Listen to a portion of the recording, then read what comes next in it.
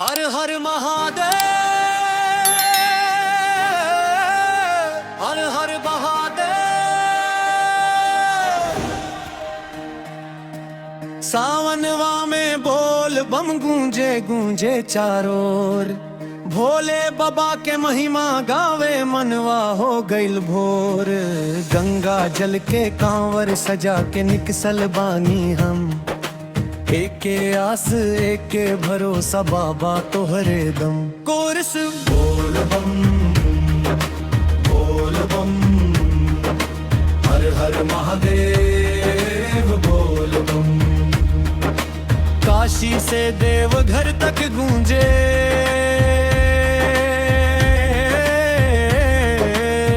भोले बाबा बोल बम। सावन के पहिल का सुमरिया मनवा भइल मगन, माथे चंदन गले रुद्राक्ष हाथ में पावन जल जल। बरखा के हर बूंद कहेला भोले बाबा के नाम, जवन एक बेर दिल से पुकारे बन जाला ओकर काम। कोरस और सब बोल बम डोगर भूदेव बोल बम। भक्तन के रखवाला बाबा,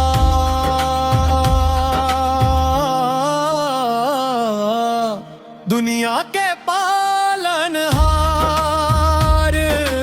नंगे पांव चलत कंवरिया चेहरा पर मुस्कान, दुख तकलीफ भुला के निकसल लेके शिव के नाम। रास्ता भर बम बम बोले दिल में अटूट विश्वास, भोले बाबा संग रहे लन कबहू ना छोड़े साथ। बेल पत्र धतूरा दूध चढ़ाई, श्रद्धा के उपहार। भोले बाबा खुश हो जाले सुन ले हर पुकार। गरीब हो के चाहे अमीर सबके एक समान, भोले बाबा के दरबार में सबके मिले लमान। कोरस हर हर शंभू जय शिव शंकर बोल बम हर हर महादेव बोल बम। काशी नगरी देवघर धाम गूंजे शिव के नाम, डमरू बाजे घंटी बाजे जगमग चारों धाम। नंदी बाबा राह दिखावे माता गौरा साथ, गणपति जी आशीष दे से सफल होके हर बात। भोले दानी सबसे न्यारे भोले बड़े महान, एक लोटा जल से खुश हो जाले रखेलन सबके मान। रोवत चेहरा हंस पड़ेला मिट जाला संताप, भोले बाबा के चरणन में मिल जाला दरताप। हे कैलाशपति हमारो सुन ली पुकार, खुश रखी परिवार सभे के भर दी खुशियन के भंडार। ना धन मांगी ना दौलत मांगी बस इतने वरदान, हर जन्म में मिलत रहे भोले तोहार नाम।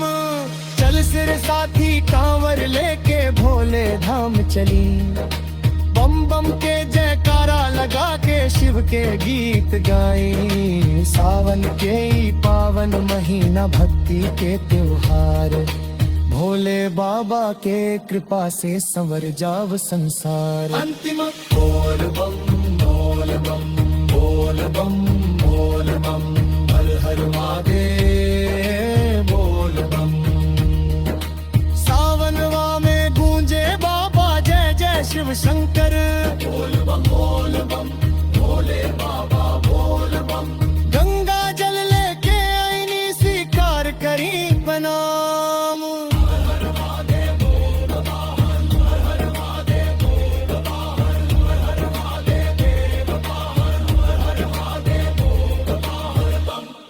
सावनवा में गूंजे बाबा जय जय शिव शंकर बोल बम